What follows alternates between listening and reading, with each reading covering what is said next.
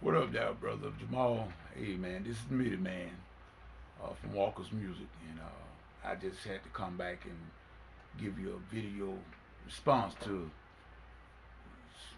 your last video that I saw about spirituality and all the spirit behind spiritual abuse.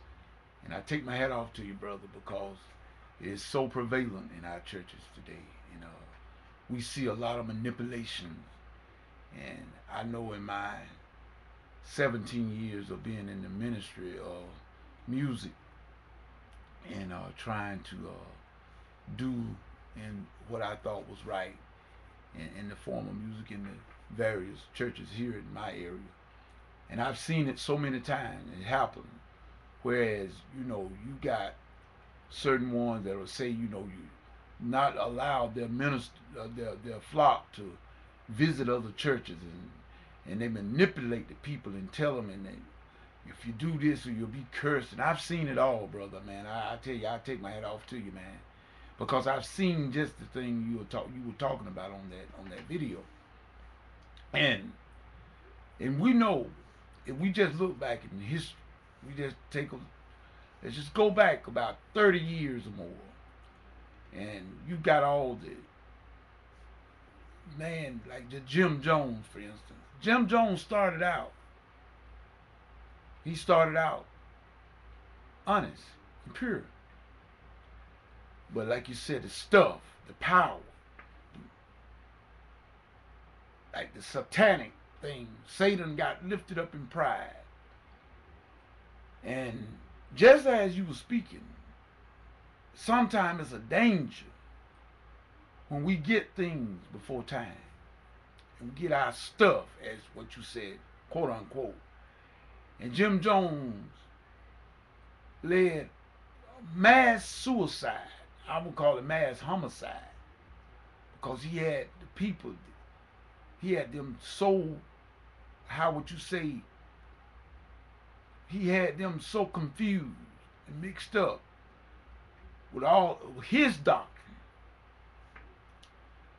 He made them think that everybody was against them, and he manipulated the truth. That's what Satan does. He manipulates. Satan always, and there's a guy that you interviewed a few years back, Brother Bruce Allen, said it, that Satan is he contaminates, he manipulates and stuff and turn things.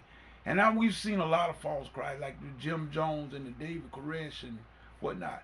But that spiritual abuse, brother, I'm with you on it, man. And I want to give a shout out to my brother out there in Dallas, Texas, JT. He's speaking the truth, and he's speaking the truth, and people attacked him by deleting his videos and everything. I mean, people do not want the real truth. And as you stated, Jamal, when people have been in error for so long, it's hard for you to get them to see the real thing. Man, I take my hat off to you, Jamal, and like I say, man, I I wish above all things that we all could just come to the knowledge of the truth, the real truth. But we know that there's deception. There's always going to be deception. But we must pray that that God move in these last days, and that He'll raise up individuals like yourself, like JT, to speak the truth. And don't be afraid to speak the truth and expose things that need to be exposed. That's what needs to be now. There's no time for playing. It's for real out here. And Jesus soon to come back. And man, I don't know about nobody else, but I sure don't want to be the one of the ones that God saved. And Jesus says that, depart from me, I never knew you. I don't want to use the anointing of God falsely. So, brother, I take my hat off to you. Keep up the good work, man, and keep speaking the truth. And I'm praying for, like you said, we need to pray for our churches. Pray for the elders of our churches. We need to pray for them.